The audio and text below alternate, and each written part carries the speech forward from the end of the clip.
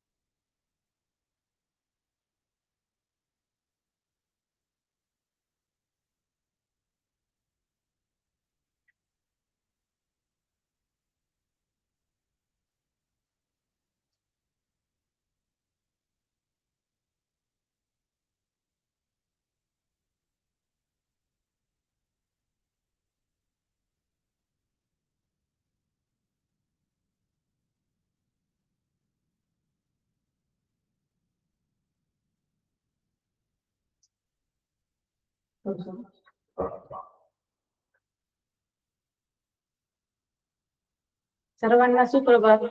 Good morning. आवाज घुमते करते.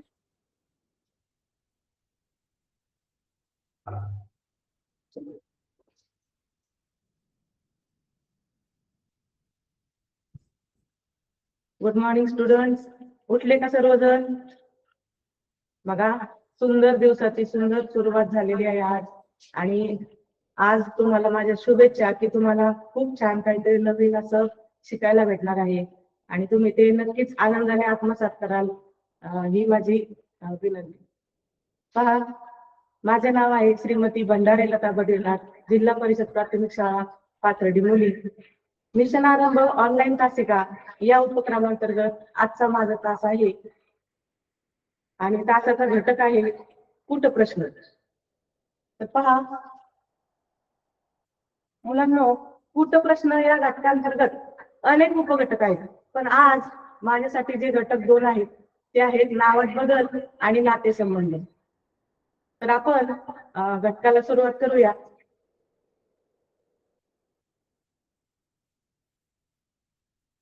पहा मुलांनो, what is there in the name?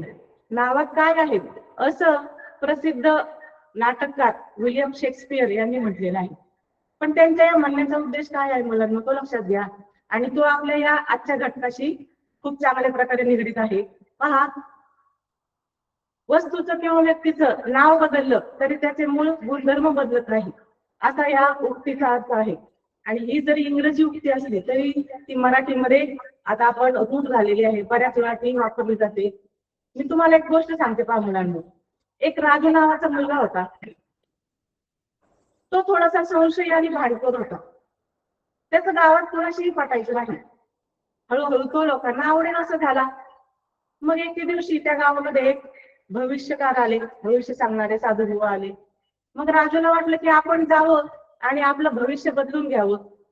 मग ते महाराजांकडे गेला आणि त्या महाराजांना म्हणाला, महाराज, माझं गावात कोणाशीही पटत नाही, त्यामुळे मला असं वाटतं की माझ्या नावातच खोट आहे.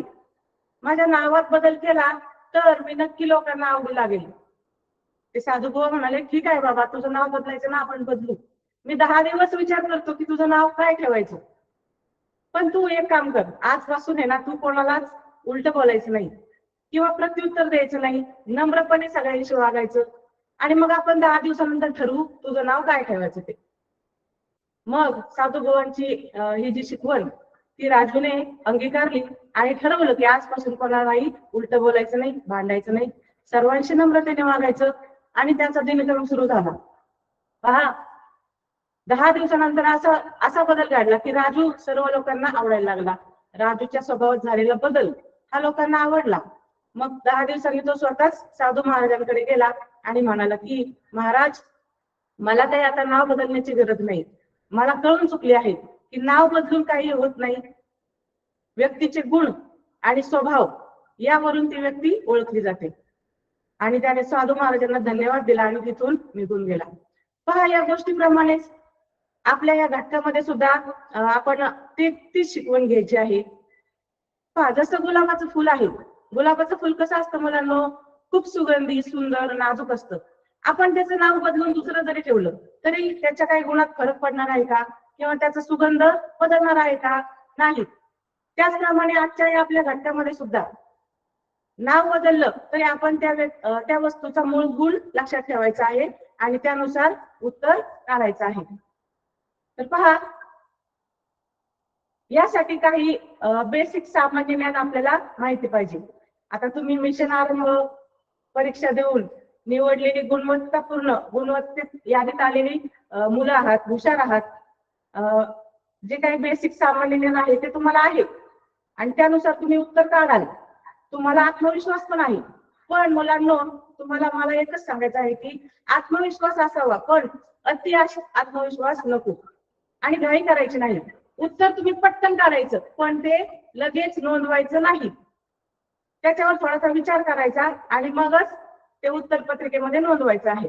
काय होतं, कधी कधी तुम्हाला खूप घाई होते, आत्मविश्वास असतो की मला उत्तर येतंय, खूप सोपं आहे आणि तुम्ही चुकवून टाकतात आणि त्यामुळे आपल्या गुणांमध्ये खूप फरक होतो. त्यामुळे कधीही उत्तर पटकन नोंदवायचं नाही. जरी तुम्हाला ते पटकन सापडलं तरी तुम्ही त्याच्यावर फेर विचार करायचा आणि मगच ते नोंदवायचं आहे. बघा, यामध्ये विचारलेल्या प्रश्नाचं जे काय उत्तर आहे ते काढायचं आणि त्याचं प्रश्नामध्ये बदललेलं नाव आहे ते आपल्याला शोधायचं आणि मग ते उत्तर नोंदवायचं आहे. आपण प्रश्नाला सुरुवात करूया.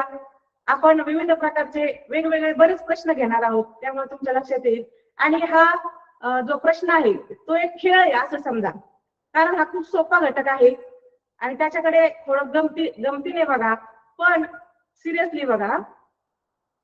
आपण खेळ खेळतोय असंच समजा आणि उत्तर काढा. पहा, पहिला प्रश्न बघूया आपण. या घटकातला पहिला प्रश्न पहा.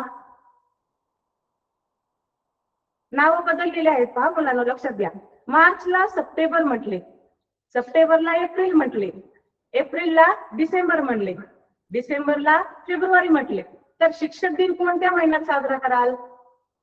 आता बघा मुलांना, तुम्ही वर्षभराचे जे काही दिनविशेष आहेत ते पाठ केलेले आहेत, तुम्हाला बरेचसे माहिती आहेत. मग सांगा बरं, शिक्षक दिन हा कोणत्या महिन्यात असतो? बरोबर, शिक्षक दिन सप्टेंबर महिन्यात असतो. किती तारीख ग सांगा मुलांना? 5 सप्टेंबर, बरोबर. आणि मग तुम्हाला वाटेल वा किती सोपा प्रश्न आहे आणि तुम्ही लगेच सप्टेंबर हे उत्तर देऊन टाकणार आणि इथेच तुम्ही चूक करणार आहे. हा प्रश्न काय आहे? नावात बदल. यामध्ये सामान्य ज्ञान आणि तुमची तर्कशक्ती या दोन्हींचा वापर करायचा आहे. सामान्य ज्ञान काय आहे की शिक्षक दिन हा 5 सप्टेंबरला असतो, पण इथं सप्टेंबरचं नाव बदललेलं आहे. बघा बरं, काय नाव बदललेलं आहे सप्टेंबरचं? आपण त्या ठिकाणी प्रश्नपत्रिकेमध्ये बदललेल्या नावाला खूण करायचा. बघा, सप्टेंबरला काय म्हणलेलं आहे?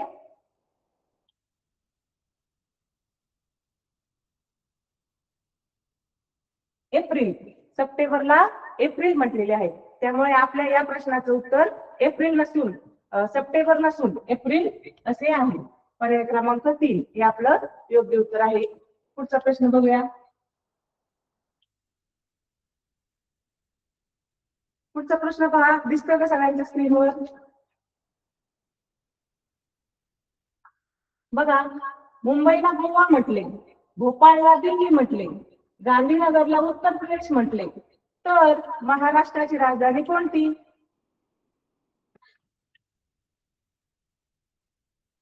तुम्हाला माहिती आहे मुलांना, महाराष्ट्राची राजधानी कोणती आहे? तर मुंबई. बरोबर. मग आपण मुंबई हे उत्तर द्यायचं नाही या ठिकाणी.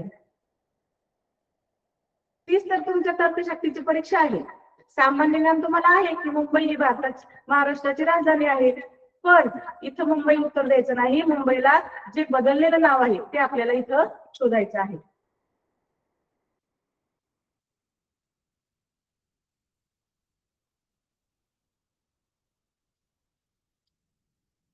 आपण प्रश्नपत्रिकेमध्ये खूण करून घ्यायचे आहे बदललेल्या नावाला. बघा मुंबईला काय म्हटलेलं आहे? गोवा. मुंबईला काय म्हटलेलं आहे? गोवा. मग आपण गोवा हे उत्तर, मुंबई हे उत्तर न देता गोवा असं उत्तर प्रश्नपत्रिकेमध्ये नोंदवायचं आहे.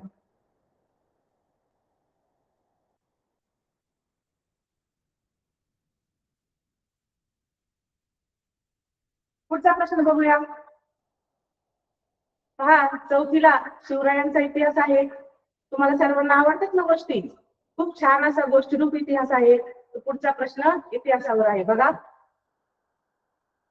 रायगडला प्रतापगड म्हटले, प्रतापगडला विजयदुर्ग म्हटले, शिवनेरीला सज्जनगड म्हटले, सज्जनगडला सिंधुदुर्ग म्हटले.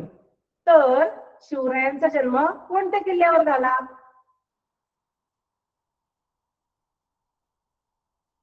बघा बरं, विचार करा मुलांनो.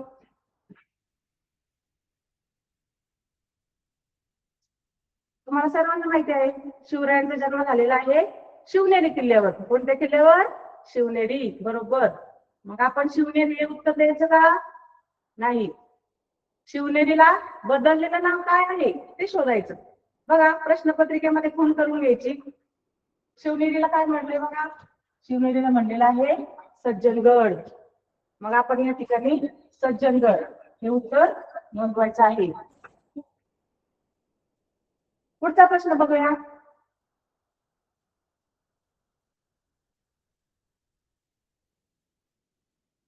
बघा महाराष्ट्रातील, भारतातील सर्वात मोठी नदी कोणती आहे हे तुम्हाला माहिती आहे.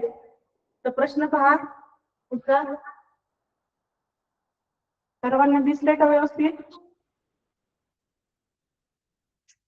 पहा कृष्णेला कावेरी म्हटले, कावेरीला गोदावरी म्हटले, गंगेला ब्रह्मपुत्रा म्हटले, ब्रह्मपुत्रेला महानदी म्हटले.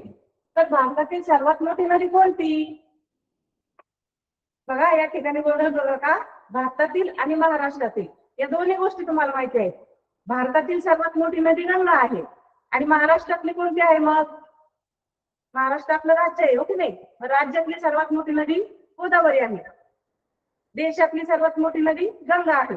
मग आपल्याला प्रश्न काय आहे? बघा भारतातील सर्वात मोठी नदी कोणती? मग भारतातील सर्वात मोठी नदी आहे गंगा. मग गंगेला या ठिकाणी काय नाव दिलेलं आहे बघा?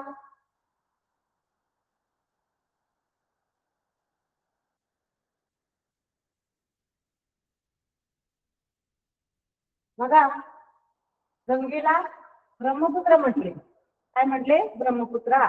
मग या ठिकाणी आपण ब्रह्मपुत्रा हे उत्तर नोंदवायचं आहे. ते आपलं योग्य उत्तर आहे. पुढचा प्रश्न बघूया आपण.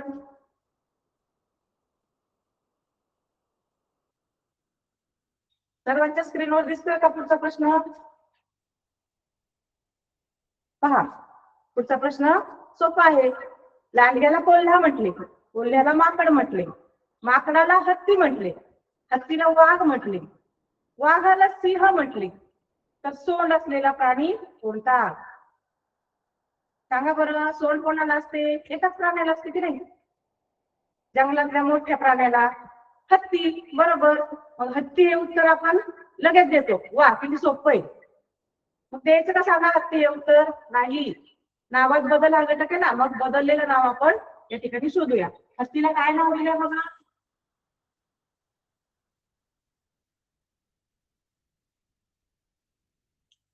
बघा हत्तीला काय म्हटलेलं आहे? वाघ. हत्तीला वाघ म्हटलेला आहे. म्हणून सोंड असलेला प्राणी कोणता होईल आपला? वाघ. पर्याय क्रमांक 2. बघा किती मजा येईल वाघाला जर सोंड आली तर, हो की नाही? विचार करा बरं. वाघाला सोंड आली तर तो कशी शिकार करेल? करणारच नाही. बरोबर आहे.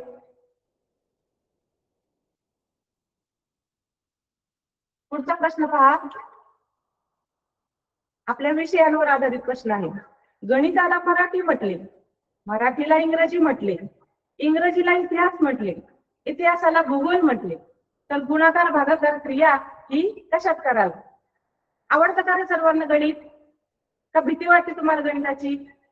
पहा कधीच कोणत्या गोष्टीला घाबरायचं नाही. घाबरलं की ती गोष्ट आपल्याला येत नाही. उलट सोपं आहे सोपं आहे असं म्हणायचं. किती जणांना गणित आवडतं बरं? छान. सर्वांनाच आवडतो. मग सांगा, गुणाकार भागाकार क्रिया आपण इतिहासात करतो, बरोबर की नाही? हा, म्हणजे तुम्ही जागे आहात, झोपलेले नाहीत. गणित या विषयामध्ये आपण गुणाकार भागाकार क्रिया करतो. मग गणिताचं बदललेलं नाव काय आहे बघा बरं मुलांना.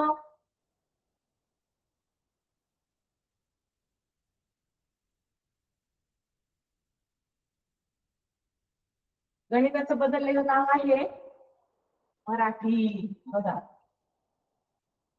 प्रश्नपत्रिकेमध्ये सुद्धा तुम्ही त्यावेळेस अशी खूण करायची, म्हणजे तुमचं उत्तर चुकणार नाही. नाहीतर तुम्ही घाई घाई वाचाल आणि गणित हे उत्तर लगेच नोंदवून टाकता आणि आपले सोपे 2 मार्क जातात. एकदम सोपे, हे मार्क कोणीही घालवायचे नाहीत. अगदी विचारपूर्वक द्यायचं उत्तर. मराठी हे आपलं योग्य उत्तर असेल. मग आता आपण मराठीमध्ये गुणाकार भागाकार करणार, बरोबर ना?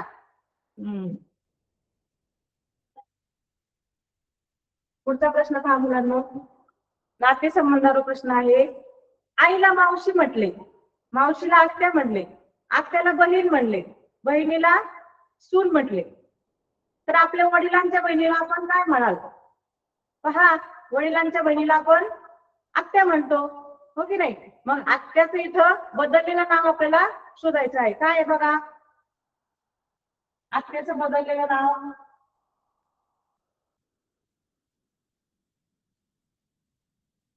बघा, इथे आहे आत्या. आत्याला काय ठेवलेलं आहे नाव नवीन?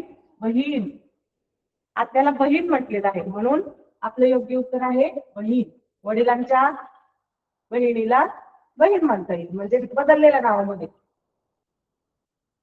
पुढचा प्रश्न बघूया. बघा, खूप छान प्रश्न आहे. पक्षी आवडतात ना तुम्हाला? आणि आपला राष्ट्रीय पक्षी पण माहिती तुम्हाला कोणता आहे? हा, मी तुमचं लक्ष आहे की नाही यासाठी चुकीचं उत्तर सांगणार आहे बरं का.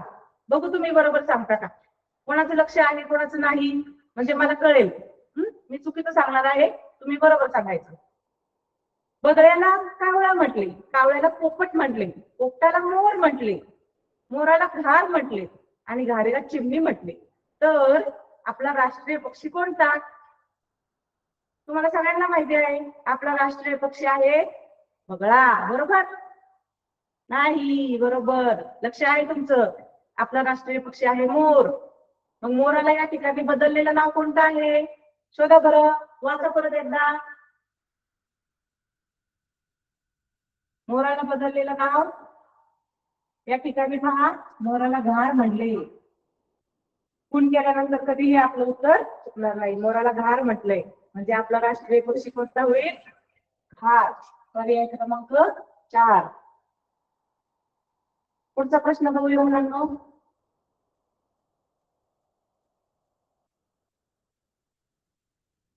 प्राणी व त्यांची घरे या घटकावर प्रश्न आहे का? तुम्ही मराठीमध्ये सर्व पाठ केलेला असेल की नाही? बघा, जाळेला घरटे म्हटले, घरट्याला तबेला म्हटले, तबेल्याला ढोली म्हटले, ढोलीला वारुळ म्हटले, तर घोड्याच्या निवाऱ्याला काय म्हणाल? सांगा बरं मुलांनो, घोडा कुठे राहतो? बरोबर, घोड्याच्या घराला 2 नावे आहेत बरं का मुलांनो, तबेला किंवा पागा. या ठिकाणी तबेला हे नाव आलेलं आहे घोड्याच्या घराचं. मग तबेल्याचं बदललेलं नाव बघा बरं, शोधा काय आहे. बघा, तबेल्याला ढोली म्हटलेलं आहे, म्हणजे तबेल्याला ढोली म्हटलेलं आहे. तबेल्याचं बदललेलं नाव ढोली आहे, म्हणून घोड्याच्या निवाराला आपण ढोली म्हणू. पर्याय क्रमांक 3. पुढे पहा, पुन्हा गणिताचा प्रश्न आलेला आहे. समसंख्येला विषम संख्या म्हटले, विषम संख्येला वर्ग संख्या म्हटले, वर्ग संख्येला मूळ संख्या म्हटले, मूळ संख्येला त्रिकोण संख्या म्हटले.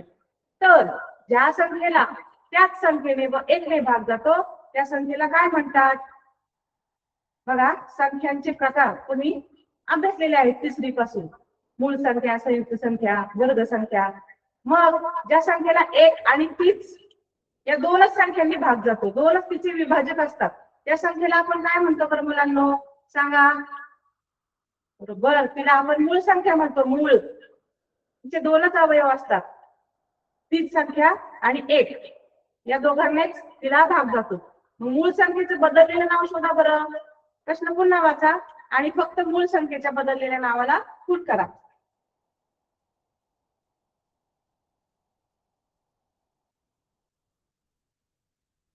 बघा, मूळ संख्येला त्रिकोण संख्या म्हटली. ही मूळ संख्या आणि तिला काय म्हटलेलं आहे? त्रिकोण संख्या, त्रिकोणी संख्या असं या ठिकाणी हवं होतं.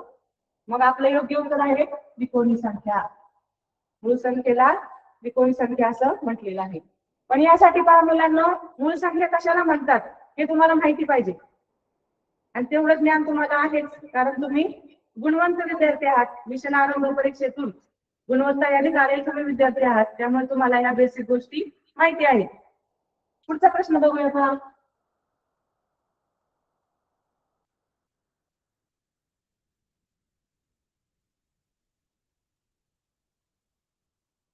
हा, आंब्याला आवळा म्हटले, आवळ्याला लिंबू म्हटले, लिंबूला कारले म्हटले, कारल्याला काकडी म्हटले, तर तुरट चव असणाऱ्या फळाला काय म्हणतात? तुम्हाला सर्व फळं आणि त्यांची चव माहिती आहेत की नाही? तुरट चव असणार फळ कोणतं सांगा बरं. बरोबर, आवळा. कोणता आहे? आवळा. आवळा गोड असतो का? नाही, तुरट असतो तो. मग तुरट चव असणारं फळ आहे आवळा. आवळ्याचं बदललेलं नाव शोधा बरं आता. त्याला शोधूया आपण.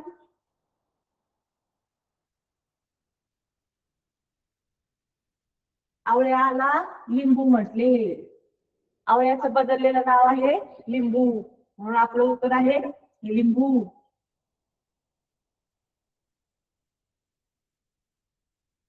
पुढचा प्रश्न बघूया. परिसर अभ्यास मधला प्रश्न आहे बघा. कार्बन डायऑक्साईडला ऑक्सिजन म्हटले, ऑक्सिजनला नायट्रोजन म्हटले, नायट्रोजनला आर्गॉन म्हटले आणि आर्गॉनला निऑन म्हटले. तर हवेमध्ये सर्वात जास्त प्रमाण असलेला वायू कोणता? आता मुलांना तुम्हाला माहिती आहे, हवा हे काय आहे? मिश्रण आहे अनेक वायूंनी बनलेलं. अनेक वायू, धूर, धूळ या सर्वांचं ते मिश्रण असतं. आणि या हवेमध्ये सर्वात जास्त असलेला वायू कोणता आहे? बरोबर, तुम्हाला माहिती आहे सर्वात जास्त वायू, ज्या वायूचे प्रमाण सर्वात जास्त आहे तो आहे नायट्रोजन.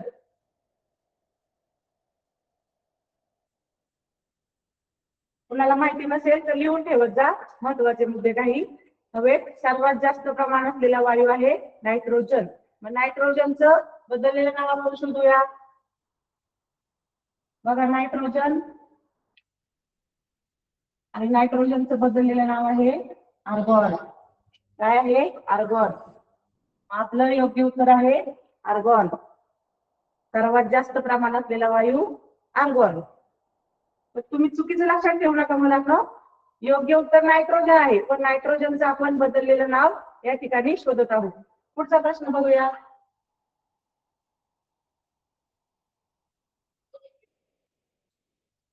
बघा, सोपा प्रश्न आहे. आता तुम्ही विचार करायचा आणि मला उत्तर सांगायचं. वाचा प्रश्न. डॉक्टरला वकील म्हटले, वकिलाला शिक्षक म्हटले, शिक्षकाला अभियंता म्हटले, अभियंत्याला डॉक्टर म्हटले, तर विद्यार्थ्यांना शाळेत कोण शिकवेल? कोण शिकवतात तुम्हाला रोज शाळेमध्ये? डॉक्टर शिकवतात का? वकील नाही, शिक्षक शिकवतात. बरोबर. मग शिक्षकाला या ठिकाणी बदललेलं नाव आपल्याला शोधायचं आहे.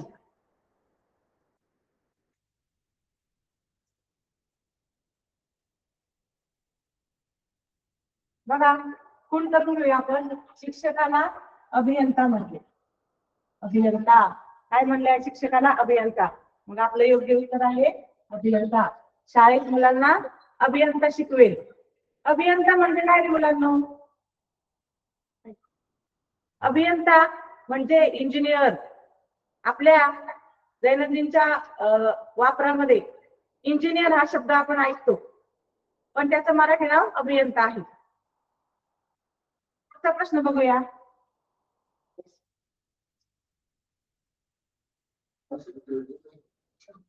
सर्वांना दिसतोय व्यवस्थित प्रश्न? पुढचा प्रश्न बघा. मे महिन्यास जून म्हटले, जूनला जुलै म्हटले, जुलैला ऑगस्ट म्हटले आणि ऑगस्टला सप्टेंबर म्हटले.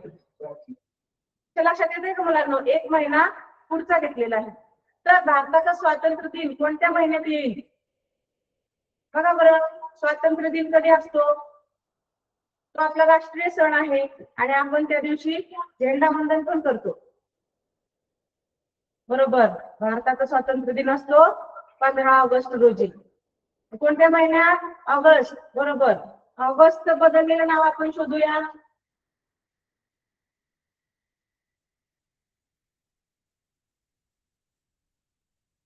पहा, ऑगस्टला सप्टेंबर म्हटले. ऑगस्टला काय म्हटले? सप्टेंबर. म्हणून आपलं योग्य उत्तर सप्टेंबर आहे. ऑगस्ट उत्तर पटकन द्यायचं नाही.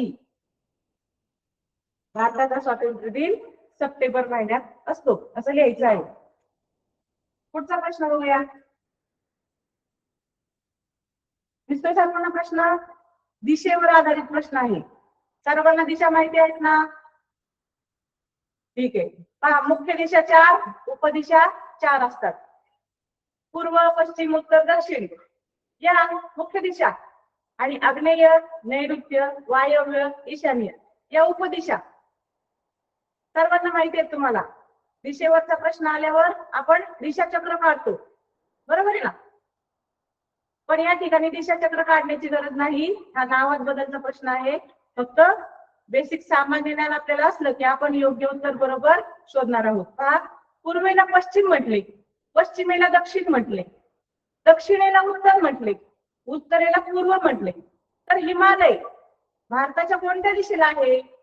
बघा मुलांनो, हिमालय हा सर्वात उंच पर्वत आहे भारतातला. तो कोणत्या दिशेला आहे माहिती आहे ना तुम्हाला? बरोबर. हिमालय हा भारताच्या उत्तरेला आहे. मग उत्तर या दिशेचं बदललेलं नाव आपल्याला शोधायचं आहे. शोधा बरं आता तुम्ही. बघू कोण कोण शोधतंय. हिमालय उत्तरेला आहे आपल्याला माहिती आहे. मग हिमालय उत्तर या दिशेचं आपल्याला बदललेलं नाव शोधायचं आहे. पहा, उत्तरेला पूर्व म्हटलेलं आहे. उत्तर दिशेचं नाव बदलून या ठिकाणी पूर्व असं ठेवलेलं आहे. म्हणून आपलं उत्तर आहे पूर्व. हिमालय जरी उत्तरेला असला तरी आपण बदललेलं नाव या ठिकाणी नोंदवायचं आहे. पुढचा प्रश्न बघूया.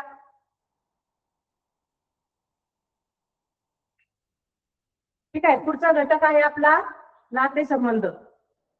या पाठामध्ये आजच्या या तासिकेमध्ये 2 घटक आपल्याला घ्यायचे आहेत. पहिला नावात बदल झालेला आहे. आवडला ना तुम्हाला पहिला घटक? खूप मनोरंजक होता ना?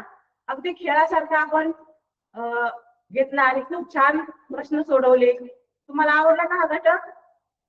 ठीक आहे. आता पुढचा घटक नातेसंबंध. यामध्ये नातेसंबंध या घटकामध्ये आपण काही सोपे प्रश्न पाहणार आहोत आणि नंतर थोडीशी काठीण्य पातळी वाढवणार आहोत.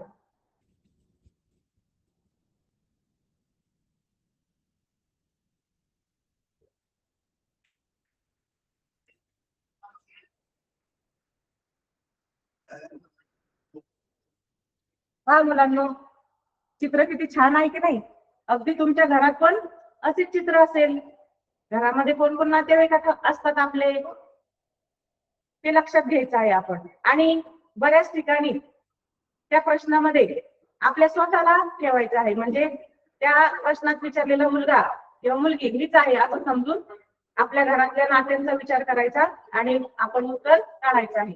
परंतु सर्वच प्रश्नामध्ये असं होणार नाही की स्वतःला समजू शकत नाही आपण त्या ठिकाणी. बघा, चित्र किती छान आहे. एकदम आनंदी कुटुंब आहे, मोठं कुटुंब आहे. कोण कोण दिसतंय चित्रामध्ये? बरोबर, आजी आजोबा, आई बाबा, त्यानंतर काका काकू, ताई दादा. हे सर्व नाती आपल्या घरामध्ये असतात, आपल्याला माहिती असतात. मग या ठिकाणी मी तुमच्यासाठी एक नातेसंबंधांचा छानसा तक्ता बनवून आणलेला आहे आणि ते बेसिक सामान्य ज्ञान तुम्हाला सर्वांना आहेच. पण आपण एकदा पुन्हा रिव्हिजन घेऊया. बघा,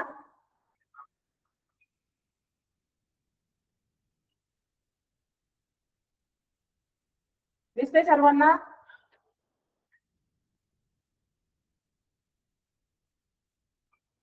पहा, सर्वांना दिसतंय. आपण एकदा रिव्हिजन घेऊया आणि मग या घटकावर आधारित काही सोपे आणि काही कठीण प्रश्न आपण अभ्यासणार आहोत. आणि अतिशय चांगल्या प्रकारे तुम्ही हा घटक समजून घ्यायचा आहे. या दोन्ही घटकांवर एक एक प्रश्न हा नक्की नक्की येणारच आहे. आणि हे आपले हातचे मार्क आपण घालवायचे नाही. बघूया आपण नातेसंबंध थोडीशी उजळणी घेऊया. आता पहा मुलांना, नातेसंबंधाच्या बाबतीत म्हणायचं झालं तर इंग्रजी भाषा सोपी आहे. मराठीमध्ये प्रत्येक नात्याला वेगळं नाव आहे, पण इंग्रजी किती सोपे आहे बघा बरं. मावशी, मामी, काकी सर्वांना इंग्लिश मध्ये आंटीच म्हणतात आणि मामा, काका यांना अंकल म्हणतात. पण मराठीमध्ये तसं नाही, प्रत्येक नात्याला वेगळं नाव आहे. त्यामुळं मराठी ही इंग्रजीपेक्षा अवघड आहे असं मी म्हणेन. इंग्रजी खूप सोपी आहे. पाहूया आपण थोडी नातेसंबंधांची उजळणी घेऊया. सांगा मला, वडिलांचा भाऊ कोण असतो आपला? काका. बरोबर, वडिलांचा भाऊ काका. त्यानंतर आत्याचे पती. बेसिक गोष्टी तर तुम्हाला माहिती आहे, आईचा भाऊ, मामा वगैरे. पण आणखी थोडीशी क्लिष्ट नाती पुढे आपण स्पष्टीकरण करून पाहणार आहोत. पहा, वडिलांचा भाऊ काका असतो, आत्याचे पती मामा असतात, आईची बहीण मावशी असते, वडिलांची बहीण आत्या असते, पत्नीची बहीण मेहुणी असते.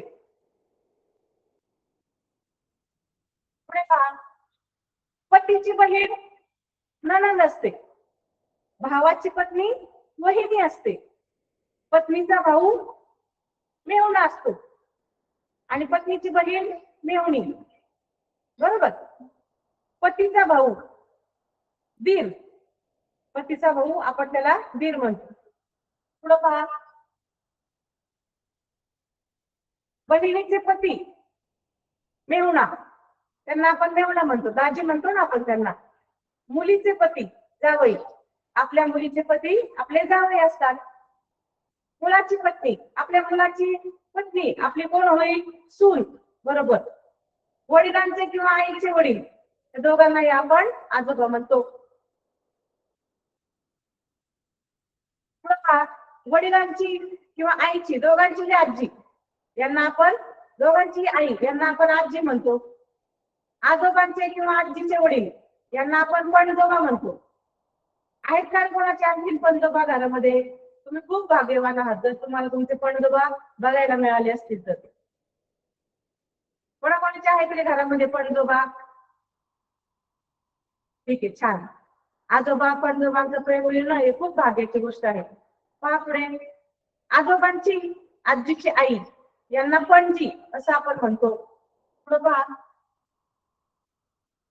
नातवाचा किंवा नातीचा मुलगा याला आपण पणतू म्हणतो, पणतू. आणि नातवाची किंवा नातीची मुलगी ती असते आपली पणती. पणती म्हणजे दिवाळीला जी आपण लावतो ती नाही, या नातवाची नातीची मुलगी, त्याला आपण पणती म्हणतो. लक्षात घ्यायचंय मुलांना. आता या घटकावर आधारित प्रथम मी काही सोपे प्रश्न घेणार आहे आणि मग पुढे थोडेसे आपण काठिण्य पातळी वाढवून प्रश्न पाहणार आहोत.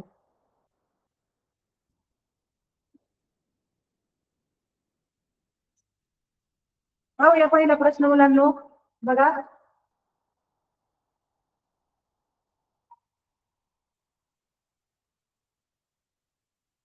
पहिला प्रश्न आहे बघा, दिसतोय सर्वांना स्क्रीनवर? स्पष्ट दिसतोय.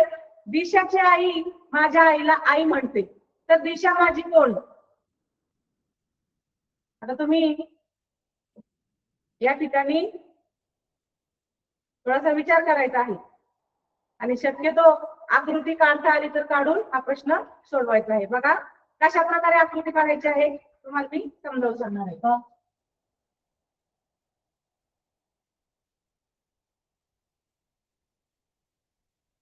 दिशाची आई माझ्या आईला आई म्हणते, तर दिशा माझी कोण?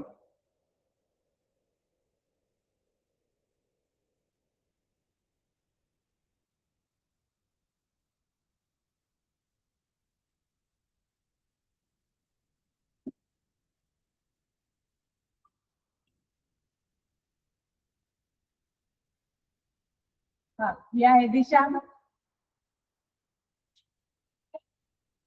ही आहे मी,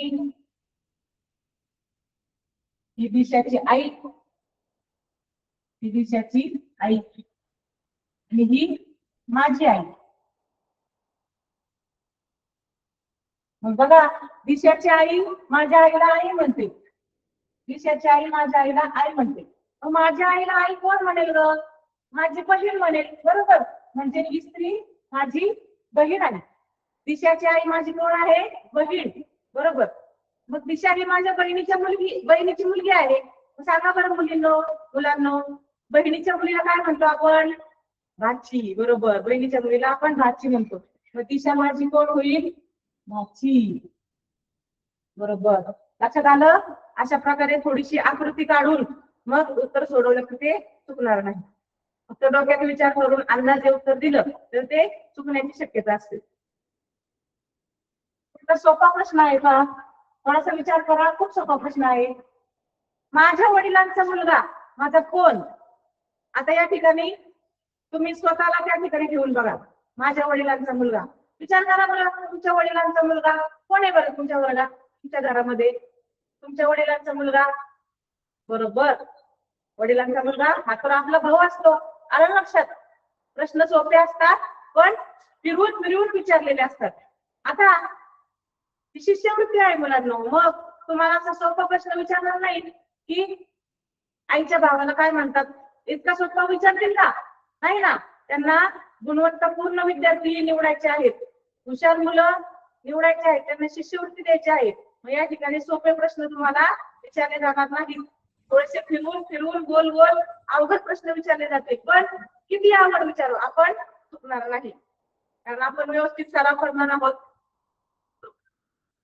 आपण आत्मविश्वासाने उत्तर नोंदवणार आहोत, घाई करणार नाही आहोत. पुढचा प्रश्न बघूया. माझ्या वडिलांचा मुलगा माझा कोण? आला ना उत्तर लक्षात? तो भाऊ आहे, आपला भाऊ. पुढचा प्रश्न पहा. राजूच्या, राजूच्या वडिलांच्या भावाची मुलगी त्याची कोण? आता विचार करा बरं, तुमच्या वडिलांच्या भावाची मुलगी आठवली का? हा, कोण आहे? प्रांजल. तुझ्या वडिलांच्या भावाची मुलगी प्रांजल आहे का? हा, छान. मग ती प्रांजल तुझी कोण लागते रे? बरोबर, ती तर तुझी चुलत बहीण लागणार, बरोबर. राजूच्या वडिलांच्या भावाची मुलगी राजूची कोण लागेल रे? सांगा, कोण लागेल? चुलत बहीण.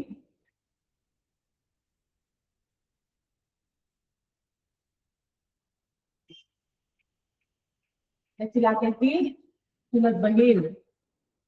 जरी तुम्हाला उत्तर आलं तरी थोडासा विचार करूनच घ्या. कधी कधी प्रश्न फिरवून विचारलेला असतो, आपल्याला उत्तर येतं पण आपण घाईच्या नादात चुकतो. त्यामुळे कधीही घाई करायची नाही. पुढचा प्रश्न बघूया. स्वराच्या आईचा भाऊ हा स्वराचा कोण? सोपा प्रश्न आहे का मुलांनो? आठवा, तुमच्या आईचा भाऊ हा तुमचा कोण लागतो? स्वरा म्हणजे तुम्हीच आहात असं समजा. या ठिकाणी स्वतःला त्या ठिकाणी ठेवून तुम्ही उत्तर काढू शकता या प्रश्नामध्ये. स्वराच्या आईचा भाऊ आपण मागाशी तक्त्यामध्ये बघितलं होतं का ग? आठवतंय तुम्हाला? स्वराचा भाऊ, स्वराच्या आईचा भाऊ हा स्वराचा कोण लागेल? बरोबर, तो स्वराचा मामा लागेल.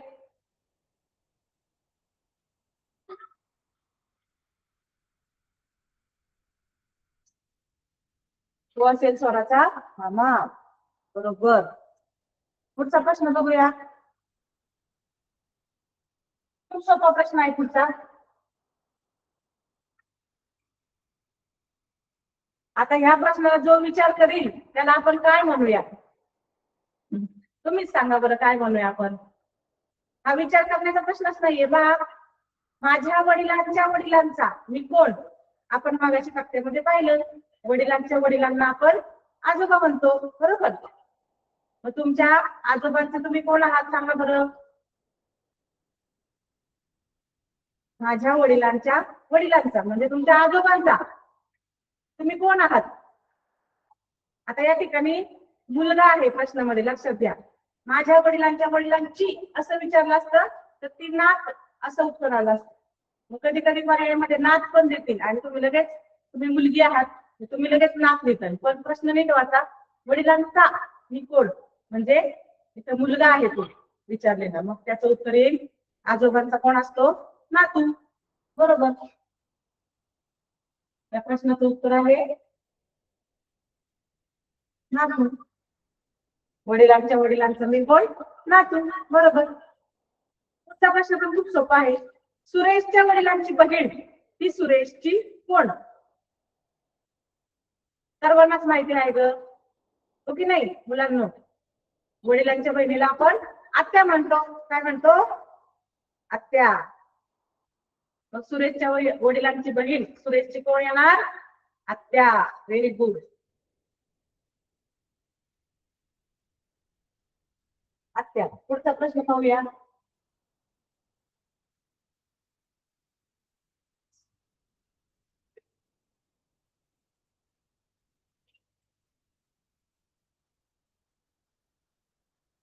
पुढचा प्रश्न पहा. अथर्व अथर्व माझ्या वडिलांना काका म्हणतो, तर तो माझा कोण? आता तुम्ही विचार करा, तुमच्या वडिलांना काका कोण म्हणतं बरं? बघा या ठिकाणी दोन उत्तर निघतात. इथं दोन पर्याय दिलेले आहेत, मग तुम्हाला परीक्षेमध्ये एकच दिला जाईल. इथे चुकून दोन पर्याय आलेले आहेत. आपण काका दोन व्यक्तींना म्हणतो. कोणाकोणाला आपण काका म्हणतो सांगा बरं? एक तर मावशीच्या पतीला म्हणतो आणि वडिलांच्या भावाला, या दोघांनाही आपण काका म्हणतो. मग जर अथर्व माझ्या वडिलांना काका म्हणतो तर तो माझा कोण असेल बरं? एक तर माझ्या काकाचा मुलगा असेल किंवा मावशीचा मुलगा असेल. मग तो चुलत भाऊ किंवा मावस भाऊ दोन्ही असू शकतात. या ठिकाणी दोन पर्याय दिलेले आहेत, दोन्ही पर्याय बरोबर आहेत, चुलत भाऊ मावस भाऊ. पण परीक्षेमध्ये तुम्हाला असं दिलं जाणार नाही, शक्यतो एकच दिलं जाईल. आणि जर दोन पर्याय चुकून दिलेच तर तुम्हाला त्याचे गुण मिळतील.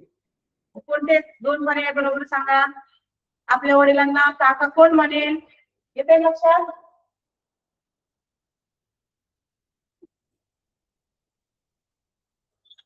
आपल्या वडिलांना काका तर चुलत भाऊ म्हणेल किंवा मावस भाऊ म्हणेल, म्हणजे दोन्ही उत्तर या ठिकाणी बरोबर आहेत. पुढचा प्रश्न बघा.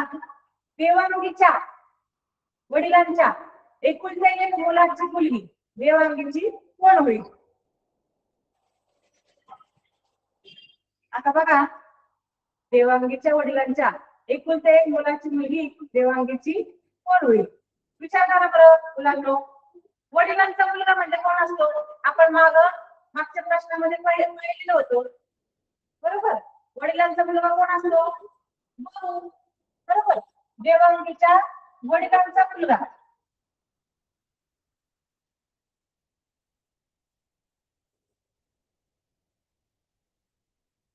वडिलांचा मुलगा म्हणजे कोण येतो? तो भाऊ. तो देवांगीचा भाऊ आहे आणि एकुलता एक आहे, म्हणजे तो एकच आहे, त्या व्यक्तीला काही दोन नाही आहेत भाऊ. बरोबर. एकुलता एक भाऊ आहे आणि त्याची मुलगी म्हणजे त्या भावाची मुलगी देवांगीची कोण लागेल? बरोबर. भावाची मुलगी कोण असते? भाची. कोण असते? भाची. भावाची मुलगी भाची, म्हणजे ती मुलगी देवांगीची भाची लागेल. मुलीची किंवा बहिणीची मुलगी यांना आपण भाची म्हणतो, मुलगा असेल तर भाचा म्हणतो. पुढचा प्रश्न बघूया.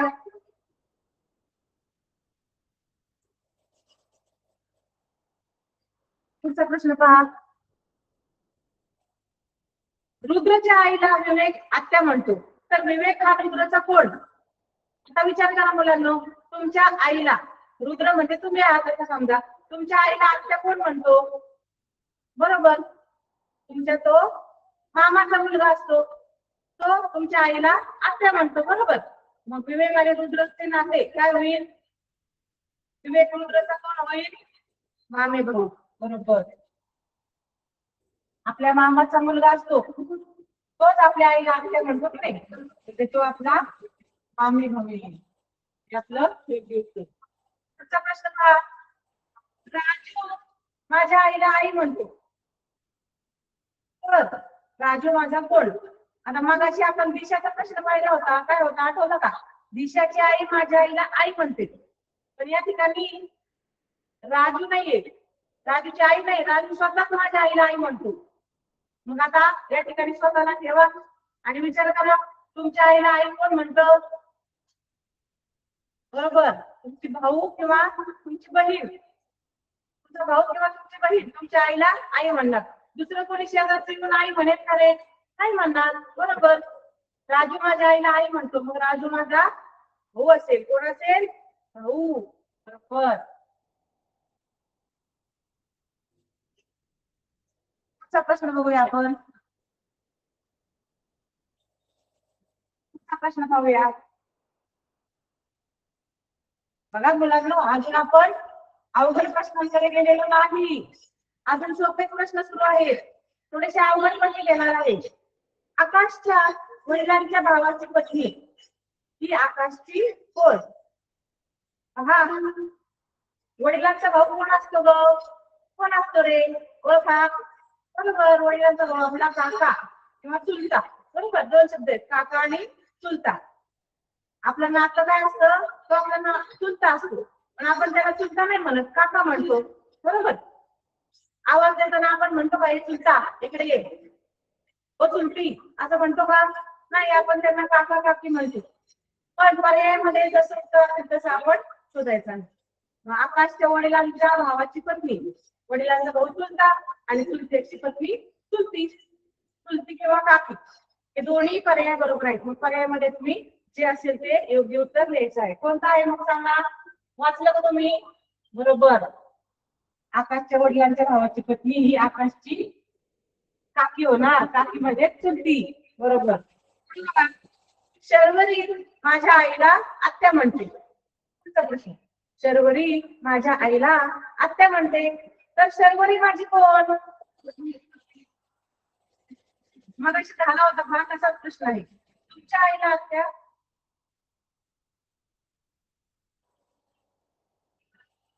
आपला झाला होता. तुमच्या आईला आत्या कोण म्हणते? विचार करा बरं. बरोबर, ती तुमच्या मामाची मुलगी, मामाची मुलगी असणार ती. तुमच्या आईला आत्या कोण म्हणेल? मामाची मुलगी, म्हणजे शर्वरी तुझ्या मामाची मुलगी असेल. बरोबर, मग आपण तिला काय म्हणू बरं? मावस बहीण म्हणू का? मामी म्हणू का? नाही, मामाची मुलगी मामे बहीण, आणि मामाचा मुलगा कोण असतो? मामे भाऊ.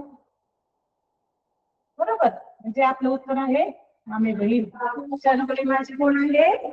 मामे बहीण. तुमची बहीण मामे बहीण कोणी असो, पण इथं पर्यायामध्ये जे विचारलंय, पर्यायामध्ये जे उत्तर आहे ते लिहायचंय ना, तर तिथं असं लिहून ठेवतात, माझी मामे बहीण राजश्री आहे. लिहायचं का?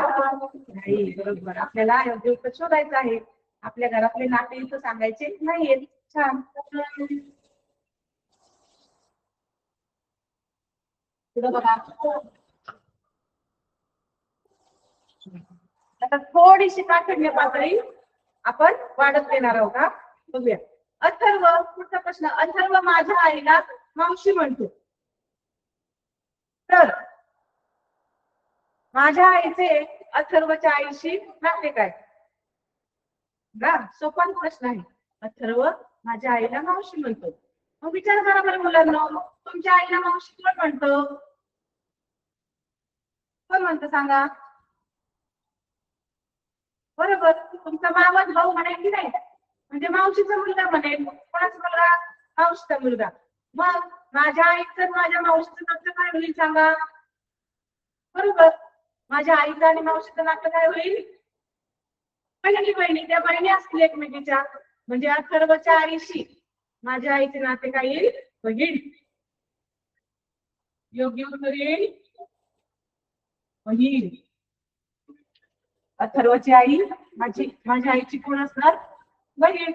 बघूया, सोपा प्रश्न. आईचे वडील माझ्या वडिलांचे कोण? विचार करा बरं, तुमच्या आईचे वडील हे तुमच्या वडिलांचे कोण लागतात? पोचले का मामाच्या गावी? हा, मामाच्या गावी आजोबा आहेत की नाही? आईचे वडील, मग ते तुमच्या वडिलांचे कोण लागतात बरं? बरोबर, सासरे. छान.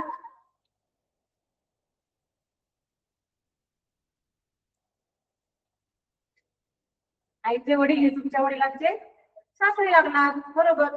पुढचा प्रश्न पहा. आईचा भाऊ माझ्या वडिलांचा कोण? चला परत एकदा मामाच्या गावाला जाऊया. आईचा भाऊ कोण? मामा. गेले का मामाच्या घरी? मग हा मामा तुमच्या वडिलांचा कोण लागतो रे? आपण मागाशी तक्त्यामध्ये बघितलं होतं. तुमचा मामा लागतो, पण तुमच्या वडिलांचा मामा नाही लागत. तो कोण लागतो? काय म्हणतो तुमच्या वडिलांना तो? दाजी म्हणतो, भावोजी म्हणतो. तो मेहुणा आहे. कोण आहे? मेहुणा. सांगा साडू कोणाला म्हणायचं? साडू ऐकलं तरी शब्द साडू? हा, विचारायचं पप्पाला तुमचे साडू कोण आहेत, मग तुम्हाला कळेल. सर्वांना माहितीच असणार आहे साडू कोण म्हणतात, कोणाला म्हणतात ते. बघा, आईचा भाऊ माझ्या वडिलांचा मेहुणा येईल. बरोबर. जाऊया मग पुढच्या प्रश्नाकडे. इथून मग ते सोपे प्रश्न कळले ना? छान. पुढच्या प्रश्नाकडे जाऊया.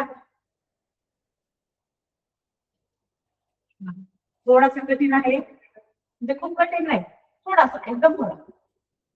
आपण आहे ना हा प्रश्न छानपैकी आकृती काढून सोडूया. सर्वांना दिसतोय? बघा, सायली ही शंकरची पत्नी आहे. 2-3 नावं दिलेली आहेत या ठिकाणी, आपल्याला आकृती काढावी लागते. ही सायली आहे, हा शंकर आहे. हे दोघे जण पती पत्नी आहेत. बरोबर. ही सायली, हा शंकर. आणि गीताची बहीण आहे. ही सायली आहे ना, ही सायली ही गीताची बहीण आहे. बरोबर. या गीताची बहीण आहे. आपण जे काय दिलंय ते आकृतीमध्ये मांडतो. गोपाल हे गीताचे वडील आहेत. या गीताचे वडील आहेत गोपाल. तर गोपाल आणि शंकरचे नाते काय? मग विचार करा मुलांनो. सायली ही गीताची बहीण आहे. बरोबर. मग जे गीताचे वडील आहेत तेच सायलीचे पण वडील असणार. म्हणजे हे गोपाल जे आहेत ना, हे सायलीचे सुद्धा वडील आहेत. दोघी बहिणी आहेत, म्हणजे दोघींचे वडील एकच आहेत.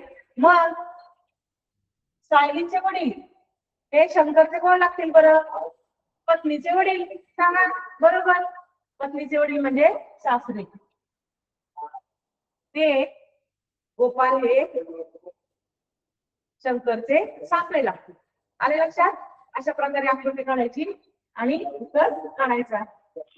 प्रश्न पाहूया.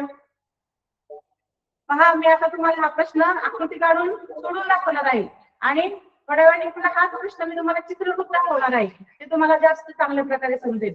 पण प्रश्नपत्रिकेत काय आपल्याला चित्र देणार नाही, मग आपल्याला अशा प्रकारे आकृती काढून सोडवायचं आहे. पहा, श्री वत्स देशपांडे यांना 3 विवाहित मुले आहेत आणि प्रत्येकाला एक मुलगी आहे. तर कुटुंबामध्ये एकूण सदस्य किती? पहा, शक्यतो आकृती काढूनच सोडवा मुलांना, म्हणजे चुकणार नाही. तर बघा, हे श्री व सौ देशपांडे म्हणजे हे दोघे आहेत. बरोबर. यांना मुलं किती आहेत? 3 आहेत. 1, 2, 3. ते तिन्ही पण मुलं विवाहित आहेत, म्हणजे त्यांना पत्नी आहे सगळ्यांना. आणि त्या तिघांना एक एक मुलगी आहे. एक एक मुलगी काढली मी आता.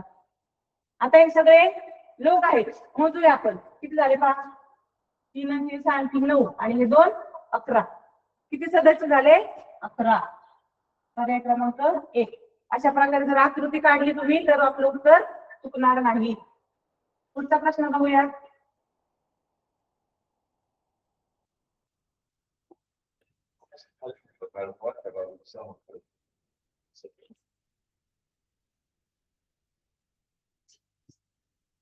पुढचा प्रश्न पाहूया आपण. पहा, रमेश चैतन्याला म्हणाला, तुझी मावशी माझी आई लागते. तर रमेश हा चैतन्याचा कोण? रमेशची आई ही चैतन्याची मावशी आहे. मग रमेशची आई आणि चैतन्याची आई ह्या बहिणी बहिणी झाल्या, बरोबर. म्हणजे मावशीचा मुलगा आहे तो. मावशीचा मुलगा कोण असतो सांगा? बरोबर, मावस भाऊ. हा सोपा प्रश्न होता. मावशीचा मुलगा मावस भाऊ. पुढचा प्रश्न बघूया.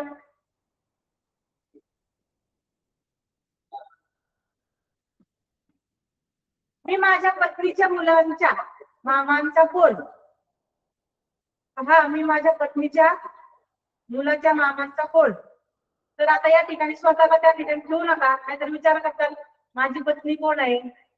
गरज नाही, या ठिकाणी तुम्ही तुमच्या आईचा विचार करा. मी मी माझ्या पत्नीच्या मुलाच्या मामांचा कोण? तर भावोजी असं याचं उत्तर आहे.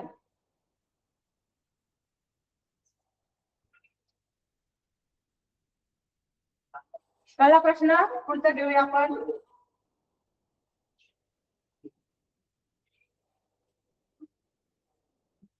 हा प्रश्न थोडासा विचार करण्याचा आहे.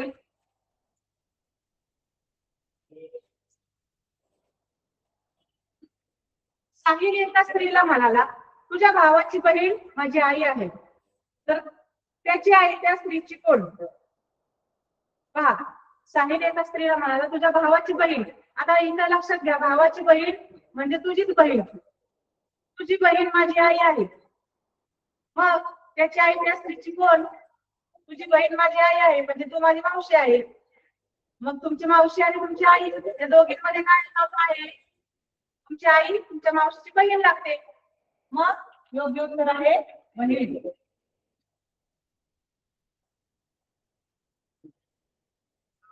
पुढचा प्रश्न बघूया. हा पहा, श्री व सौ देशपांडेंचा प्रश्न मगाशी झाला होता, पण मला तुम्हाला पुन्हा चित्ररूप समजून सांगायचं होतं, म्हणून मी हा प्रश्न खास तुमच्यासाठी तयार केलेला आहे. बघा, श्री व सौ देशपांडे यांना 3 विवाहित मुले.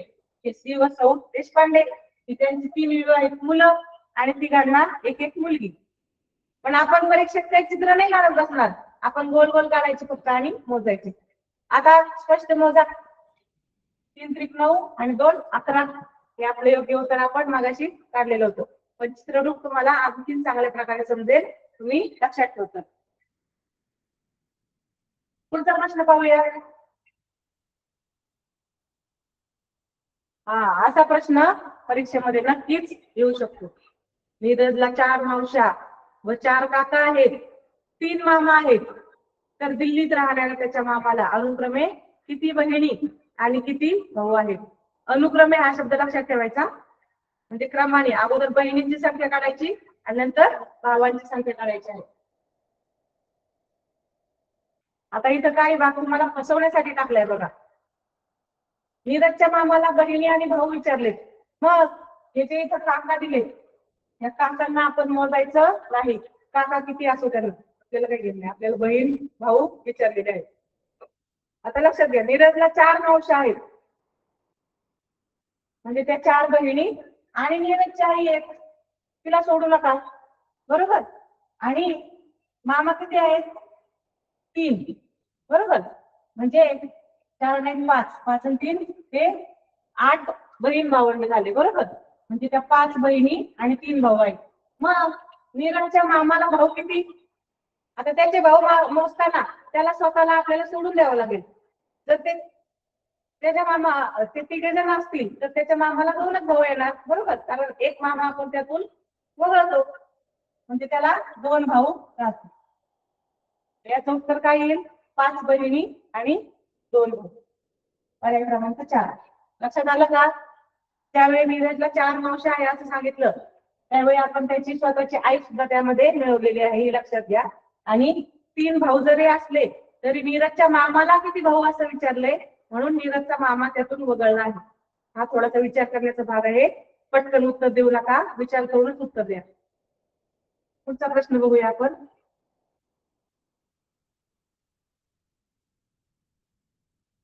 आला का?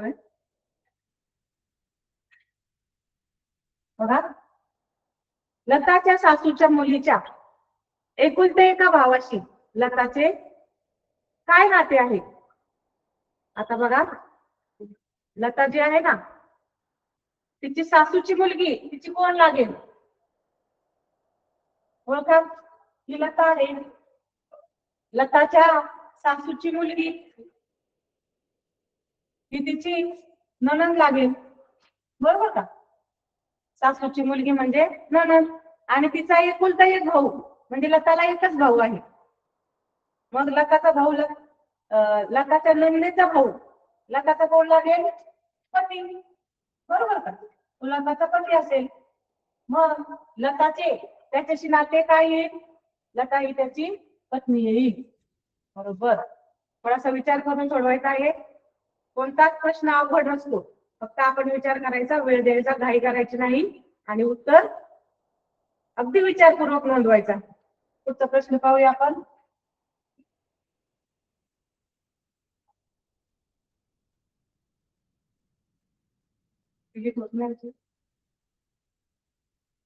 क्लोज करा खोली. क्लोज. झालं.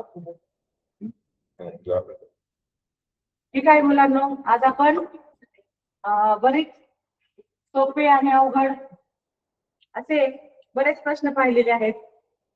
तुम्ही खूप छान प्रकारे माझ्या तासिकेला प्रतिसाद दिला, तासिका ऐकली, त्याबद्दल मी तुमचे आभार मानते. मला या ठिकाणी बोलण्याची संधी दिली त्याबद्दल माननीय विस्तार अधिकारी श्री कराड साहेब, तसेच तंत्र सहाय्यक श्री वाघ सर यांचे सुद्धा मी आभार मानते, आणि तुम्हाला खूप साऱ्या शुभेच्छा देते. तुम्ही नक्की यश मिळवाल, आपल्या शाळेचं, आपल्या आई वडिलांचं नाव तुम्ही नक्की मोठं कराल, आणि आयुष्यात खूप खूप यशस्वी व्हाल, अशी मी तुम्हाला शुभेच्छा देते. आणि या ठिकाणी माझी तासिका संपवते. धन्यवाद.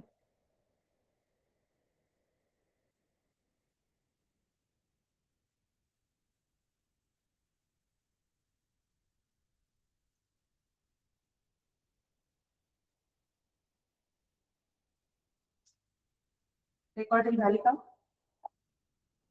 मागच्या वेळेस झालीच नव्हती माझ्या.